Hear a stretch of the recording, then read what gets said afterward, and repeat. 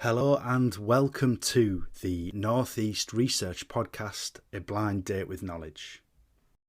My name is Stephen Liggett, and with my longtime friend, podcast host and collaborator Laura Brady, we aim to bring you stories and interviews from our local region. In this episode, we are once again joined by Craig Mower for a deeper dive into the world of medical devices and, in particular, how the data that is generated and associated with these wearables has the potential to change the way that we plan and conduct research. Although this particular episode is in no way affiliated to MedConnect North, the first half of this podcast does follow directly on from a previous conversation that we've had with Craig. So to enhance your enjoyment of this particular discussion, it might be worth returning to the MedConnect North episode of A Blind Date with Knowledge and then returning to this one.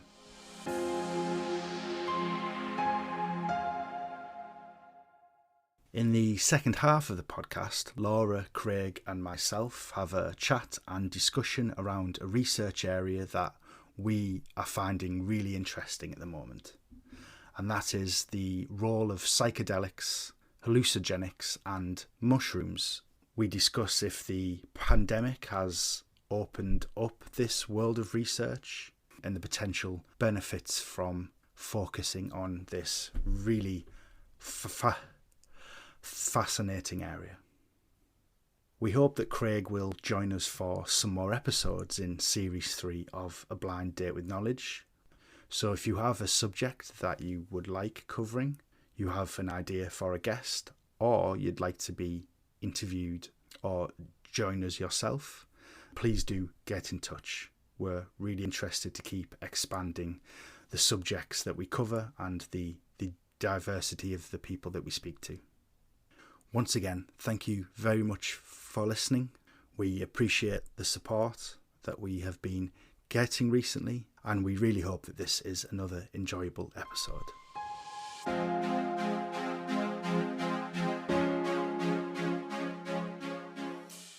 We're all friends here. Don't even tell us when you're hitting the call. No, I shouldn't. Should we talk about Gillick principles and ethical considerations of recording without consent? Or Oh, you're a stickler for the rules, you, I Brady. am. We'll get a picture before we go as well. I want one for socials, All right, yeah, that'd be good. a selfie. That's a good job. You're all dressed up today. We do look great, actually, all of us. Yeah. I'm going to keep that bit in. It's the mentality.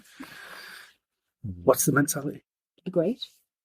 It's great mentality. Yeah. And it also, when I get a bit flustered, like all my neck goes red, and so I've realised polo necks hide that pretty that's well. why Yeah. we've got the turtleneck. But Well, that is why I wear polo necks and Is it? gloves. hide your red, Pencil neck. your pencil. That's a good job we're doing a podcast then, isn't it? For the viewers at home. Well, it turns out that I've got a face for telly or a voice for radio, so I have no idea what I'm doing here. You have. What? Both. Both. You're a model, and you can change your voice to any situation. Don't worry, I'll carry Craig this looks $1 million, too. and he's got dulcet tones, which everyone's going to enjoy on this podcast. Don't downplay yourself. I think we're good. We can be a good triad. Triad for good. Yeah, I always say this about R&B and hip hop groups. Like, there used to be like a group of people, and that's just one superstar, and you have to relate to that, and it's all different. Whereas, you need that representation. It's of always what- one superstar and in parenthesis featuring. Mhm. It's never a group. No, Like But it the is a group. and A that group. solidarity of a group and have Solidarity. You talk my be language together. now. Yeah. So, are you going to do the intro, or should? Do the intro, and then you can correct Then me I if can I'm hop wrong in, or maybe, something. yeah. So, hi, welcome to A Blind Date with Knowledge, Series 3. Me and Stephen are here. Oh, I didn't say my name. Hi. Let's start again. Oh. Hi, welcome to A Blind Date with Knowledge, Series 3. We're your hosts, Laura Brady and Stephen Liggett, Hello. and we're here joined today by Craig Mower. Hello, it's great to be here.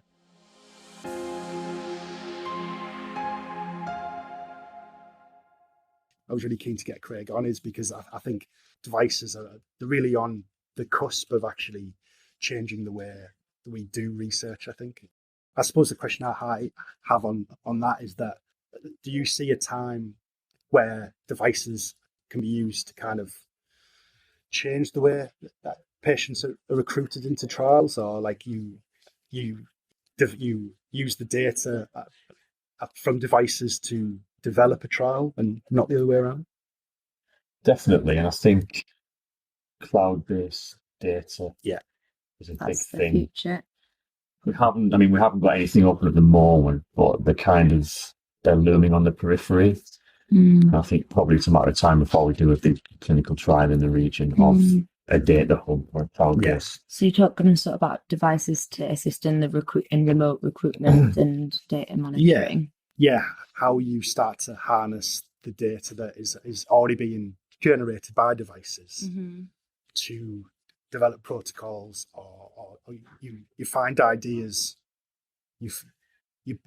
Your ideas are guided by the data that's already there, which is a bit different from having an idea and then hoping the patients are there for it. So rather than sort of talking about a device as a medical intervention, it's a device as a facilitator of medical data. Yes. Yeah. It's a bit of a grey area, and the ethics around your data management, your data storage is 100% a different conversation for a different time. But increasing the use, like more and more every months, people are using it even in their personal life as well, even not in a professional environment. People are accepting that technology and integrating it into their current lifestyle. So people are using sort of blood glucose monitors and heart rate monitors and things like this. It's also kind of the potentiality. So the devices, like you said, they'll be generating all this data. So there's things that we don't yet know. Yes. Yeah. There's clinical needs that we don't even yet know that will be flagged through the devices themselves. And an example that I mentioned to you yesterday, Steve. So I was at a conference in Manchester, and there was a team. I think they were the first team to use Teams as a remote consulting device. So I think he was a respiratory consultant. So he was. So understand why he wants to be at distance from all those. Stay behind the screen. Yeah. But one thing he noticed was, he's talking to his patients in their homes, in their environments, and he's not had that before. They're coming to him in his environment, so he's seeing what they're living with in their environments. There's kids running around, people are smoking, there's mold up, there's damp on the walls. And he said basically, I understood then that I'm not just treating the condition they're presenting with every few months. I'm presenting their situation, their environment. I'm trying to deal and treat with them when they're at home. Yeah. And it's a much bigger picture. And straight away that was being evidenced through that device. I think when you start to think of it like that, it's almost immediate. Really, you can see those links back to the holistic healthcare you were talking about. Yeah, Stephen. Exactly. And again, the conversation with Chloe Baker, who was the yoga teacher for the Wellbeing Hub, and she described the disconnect between the public services on offer, and so that would be a great example of how, I guess, the local. The councils and the health intervention strategies and the NHS, they're not quite connected into a place or a position that, like a respiratory patient, the needs can be improved from all sides. So better housing, education, early intervention of the health needs, and then follow up, and it's I mean, if anyone has any ideas, please shout up. But I don't know how we are able to bring all of that together at the minute, and it must be quite frustrating for clinicians when you're treating one thing and it's not the end of the story because of the environment. You see them again in 6 months or 12 months, or the daughters by the time they get there. I think it's a interesting segue again into the connection between areas of deprivation and sort of socioeconomic standings and the healthcare outcomes. So it leads us quite nicely onto whether or not the integration of these devices or the uptake of these devices will sort of help those groups of people to Well, that's become it. more in So control of the health outcomes, or will it be hard to access for them? yeah, so this is a real, like, this is my passion at the minute, and I was lucky enough to attend a lecture recently from Sir Michael Sir Michael Oh, I remember that Marmot. one. That's it. So he famous for the Marmot report, which he was commissioned to do about 10 years ago. He did a follow up just before the pandemic, and he was the first to kind of link deprivation levels of poverty with health outcomes. And the poorer you are, the poorer your health outcomes are, your life expectancy is lower. And it just got me thinking that, like Laura's just explained really well, is, do we think devices, there's an opportunity in using data and devices and early intervention to maybe reduce the huge levels of health inequalities in the nation? Yeah. It's a big topic. Sorry, Craig. Yeah, and there's an argument on either side of it. So let's go to Craig then for the expert advice. Yeah. So I think, yes, technology is a potential solution. Yeah. But for me, it's not a panacea. It's not just going to solve. Great word. It's not going to solve all your problems, and it's not going to solve them overnight either. No.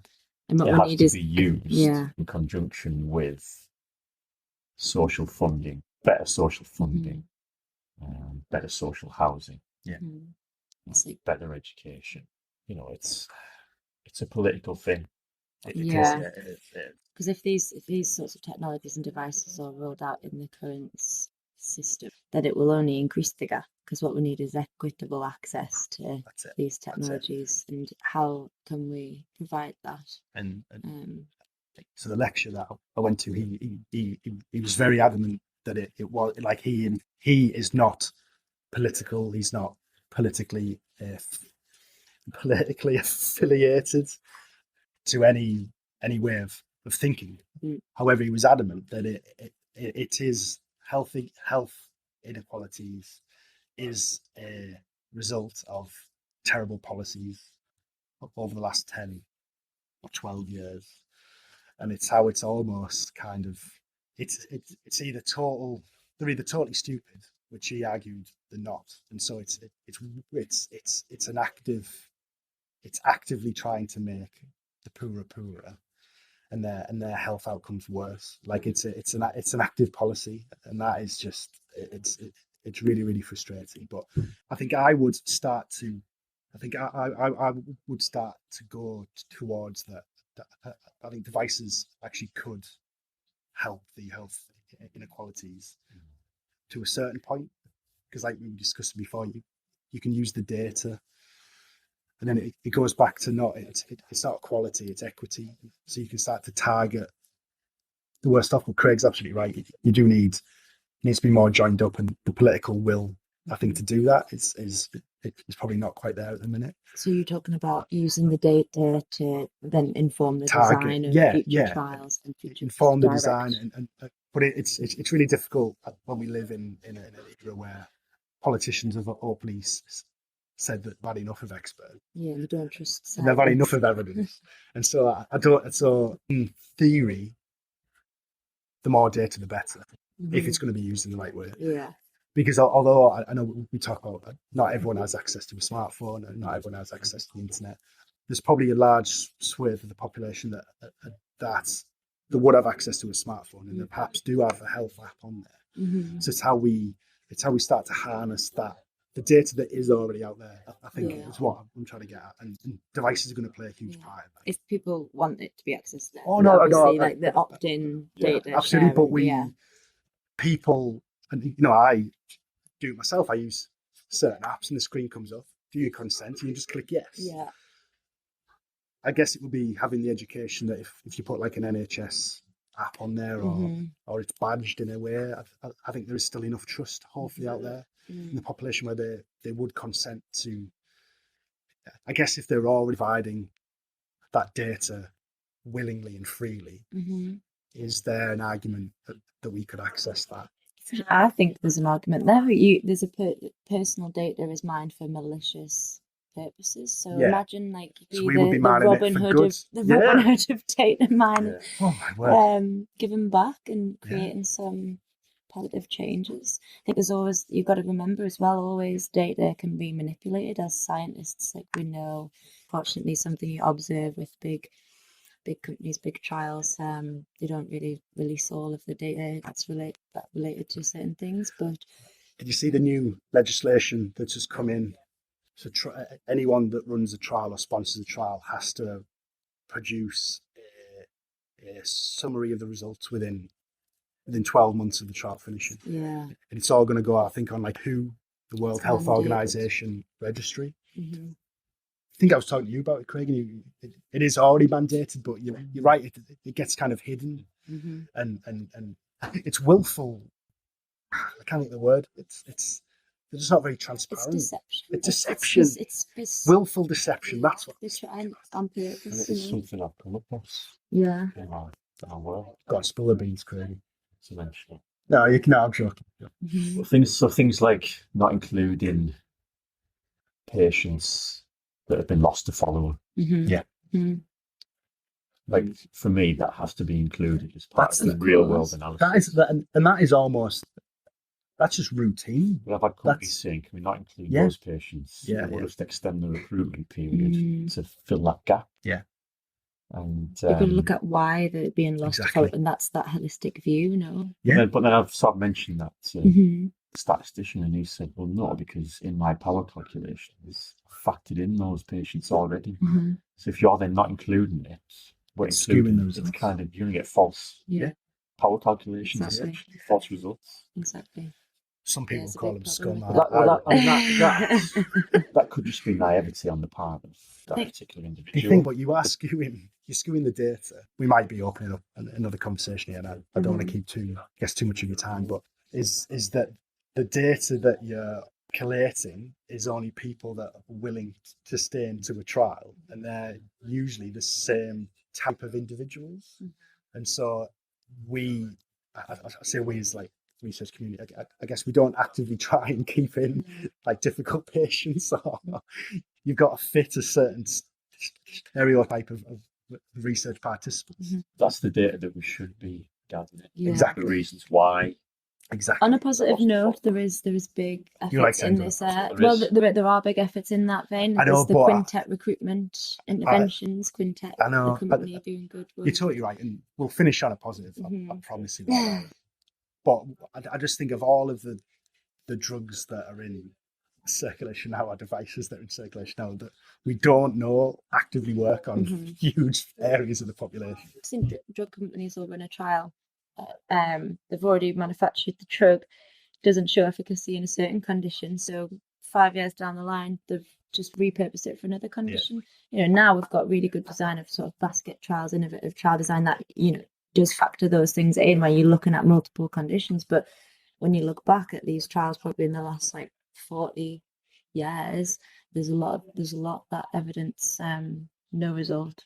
And then all of a sudden they find a way to manipulate the data to show that there's a result in a certain way. Repurpose has been some really big scandals with mental health drugs that have been repurposed and stuff like that. Yeah. Antidepressants, they just stopped looking for better ways to treat it because they weren't getting much out of it. It's changed now, but you know, for years it was just the same drugs, wasn't it? Prozac. A man-made drug that's just been created for something that we actually have very little data about, how the neurological systems work in the head. Bring us all the way back to all our psychedelic conversations in the natural way.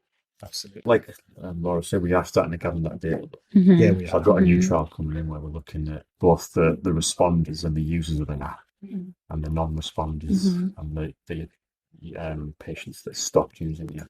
So then if you go back to like health inequalities and equity, it's the non-responders that you should be more interested in almost. Yeah.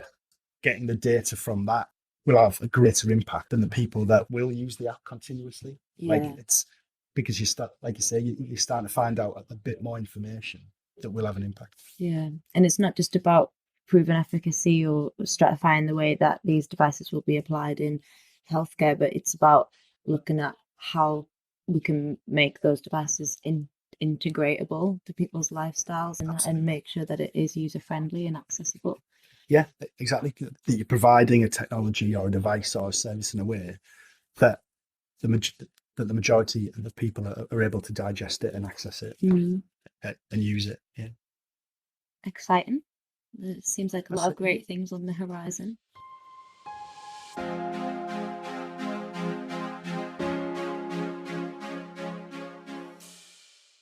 So one thing I think it seems that we all have a kind of interest in, although certainly my interest has increased over the last couple of weeks, talking to Craig about it. It's kind of the new research opportunities, DMT, and the way that we can maybe use hallucinogenics to access a different area of our brain, Craig. It's weird, isn't it? Because people on the podcast talking about it like it's not within the human mind anymore. Like it's a different universe or a different dimension. It's just to use the mind to access that dimension. To access it. I think like it's interesting from that, whether it's access to a different part of the mind or whether it is like neuroregenerative as well. A lot of like the things I've seen so far with use of these is kind of about unlocking a new sort of thinking pattern. So the things that have sort of hindered in the past, for example, PTSD and those sorts of tendencies can be eliminated by therapies alongside these compounds or under the influence of these compounds. And that to me kind of does make sense, that you can use certain things to regrow pathways in the brain or to start to divide your brain up so you can start to process things in a different way. What really I guess did confuse me and kind of and I didn't quite understand it is that in some of the early trials or the early the uses of this is that the people seem to go to the same place and we're seeing like the same imagery. Well, there is an explanation in Jungian psychology, which is the phylogenetic memory. Phylogenetic memory. Okay. In that, I suppose it ties in with evolution. So we've all evolved from the same environments and scenarios and descendants. And those kind of memories from back in those days get carried on through the bloodlines. That's interesting. So I think Jung thought of it because there's certain symbols. So like, I don't know, like a snake, the symbol of a snake. People that have never seen or heard of, like infants who've never seen a snake before, will experience the same thing when they're presented with a snake or an image of a snake. And it's not just like frightening things. There's other things as well that Jung drew upon. But he just thought there must be a unified consciousness between all of us now, as we are now, and through time. I think it's something like only 0.01% of there's only 0.1% variation in genetics between humans, considering how different we are. But it's that sort of natural instinct. So like how you would react in a natural environment is carried forward. Do you think it's sometimes misinterpreted because we're so out of sync with the natural world now? Well, this is it's a theme that we've discussed a lot before, isn't it? That we are so out of sync with nature that none of this crosses our minds anymore. But are we though? Do you think there's an argument to say that this is nature? This is our natural environment. Is this our nature now? The internet is just as bad as which is true. It's true. Mind, well, it's true, but I would argue that there is a biological evolutionary lag. So you experience stimuli and instinct that is really informed by an old idea of nature, and it isn't the current nature, because you're right. What your natural environment is nature. Yeah. That's our classical idea. Yeah. Yeah, the stars. The garden. Yeah. Well, see, my idea of when I talk about sort of a natural way of living or a natural environment is actually doing things that are good for you. People's perception now of things that help them to relax is actually quite detrimental to stress levels.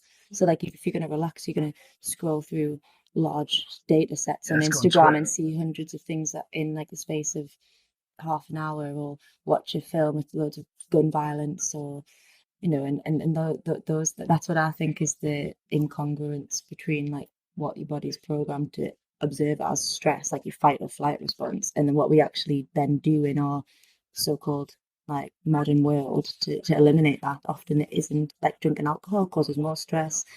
So with that in mind, are we like the generation that is in between like the old nature and the new nature, maybe in like in a few generations time, or in hundreds of years time, this like so now, Craig, the internet or the way that we live in will just be the norm, and we won't be craving anymore, like getting in touch with nature, because it won't even be like, the environment will be totally different. I think it's just us trying to. We just feel the need to improve ourselves and things, when really we should just accept us as we are and accept the world. Well, we've also been Which we watching discussed previously, the midnight gospel program, which I texted you about, but you'd already watched it, obviously, because I knew you would have done. But the animated series is also available. No, it's the best one. You should. Yeah, it is. But when you just give up, like I think they were like obviously playing up to a bit of a joke. Give up hope. Like this is as good as it's gonna get. This is as good as it's gonna get. Which is why I guess to bring it back to like the hallucinogenics and stuff. In the article you sent me, is that he was describing it, that the descendants of us were, we had to go explore the stars, and we had to go explore the seas, and we had to do something. So this is like, we're still, even though the best possible state is to maybe give up hope and just, this is it, and live your life as it is now. We're still trying to find these new frontiers, aren't we? And that's maybe just inherent in you, because I guess to give up hope is quite. It's I don't know. It can be quite depressing if you think this is all it is. Yeah. It's the constant need to go to find something else. What's the hardest thing to do? And also, because they also in Buddhism, they also say give up the ego and the sense of self. Yeah. Which again is the hardest thing. Well, I have to jump in here, because I think that hope is hopeless, right? Hope brings despair, breeds despair. Faith is what you need. No, but it is true. If you just have hope, then it's very like desperate. But it's faith that will carry forward. It's like hope with like for evidence.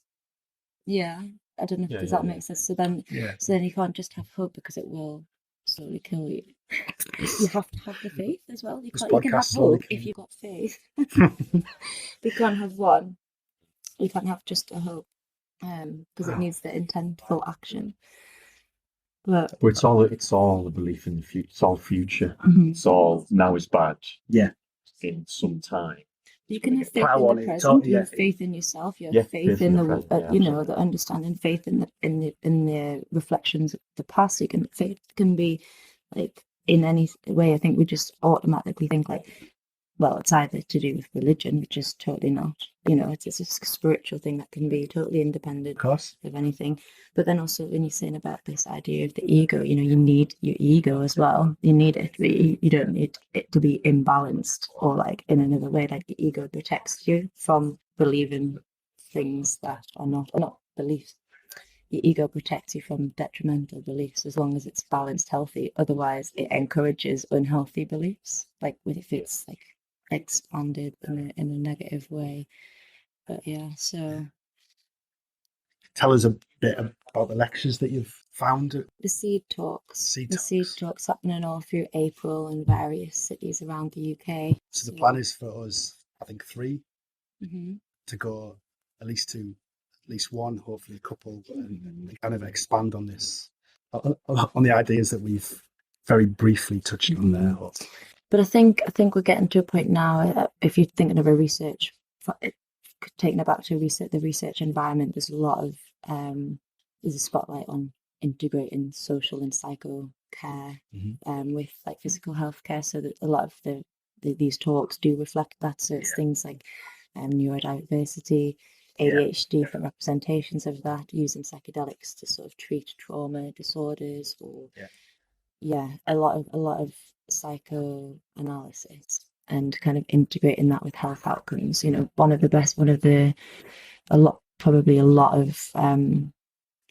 lot of conditions, especially sort of gastrointestinal and like stress related conditions, could probably, but more than just treating it year on year, it could be better treated by a psycho response that eliminates the need to act or eat or live or in a way that is detrimental to health, because you're going to be choosing something that is promoting health. And that comes back to that, when you're living in a natural world, the things that you do to relax actually promote stress. So can we make choices that when I need to de-stress actually are going to de-stress me? Can I understand my body enough that like I'm going to do that?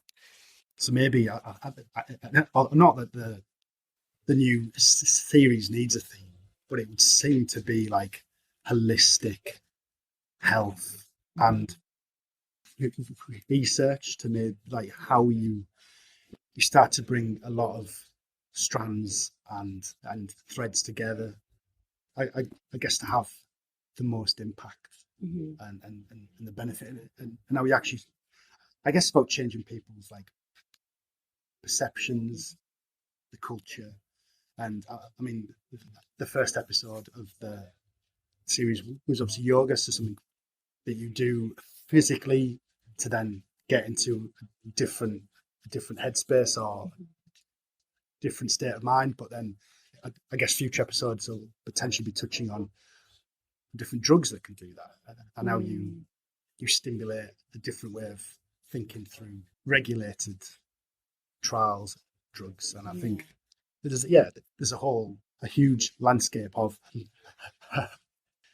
hallucinogenic drugs that can be used in a medical way. Yeah. Whereas in the past they were maligned. Well, it's almost like a dirty word, isn't it? Drugs, like in terms of that kind of. But it's how you go.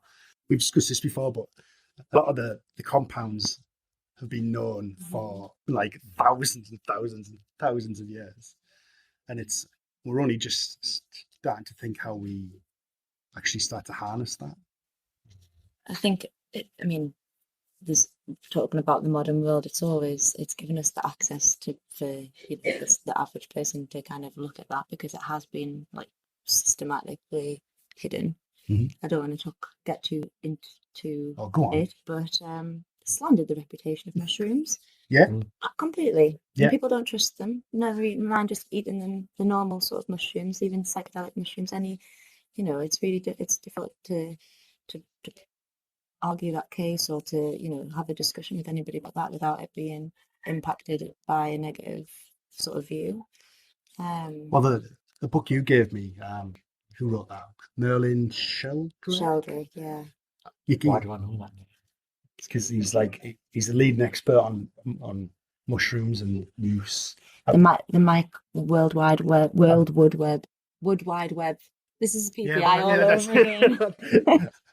But that was a couple of years ago. You gave me that book, and now over the last couple of years, I don't know if it was because of the pandemic or people trying to get outside, or they're trying to find. I guess it's going back to that, the next frontier, or finding something. But you can't move for him. I think it gets discussed on loads of podcasts. I think it is from the pandemic. And now that it turns out that mushrooms have unbelievable qualities, like even digesting plastics, or used in drug trials to take away pain, or neutralizing radioactive waste. And we've just ignored that for so long. It's mental. I think there will be a foundation of the future society, really. I think he got a name check on something we were listening to. That's why I read. There's him and Terence McKenna. Oh yeah. He was the DMT guru, wasn't he?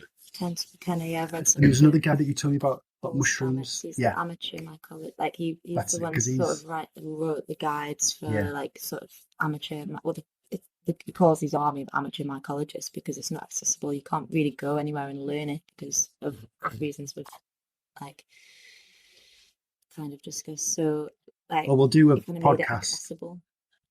We'll do an interview where I or someone will interview you about mushrooms. No, I'm part of the Northeast Fungus Study Group, so I can bring in an expert on mushrooms. Yeah, we get Because I think Craig's going to join the team, isn't he? He's going to join the podcast team. Yeah. He's in. Is that so you can pie off the editing? No, I'll go through that trauma. It's fine. Oh. Give me some drugs after editing. God almighty. So we'll stop here for this little taster of things to come I in do the have podcast. something else to say, actually. Take the floor. If you don't mind. You go for it. Just I think that when you're talking about how the pandemic has created a different attitude with it, Mm-hmm. I do think it's sort of people are then shut off, didn't have access to things, and started thinking, what can I do for myself? Like, what can I do in my own? And so a lot of the trends now, the healthcare trends, is quite accessible and it's readily available.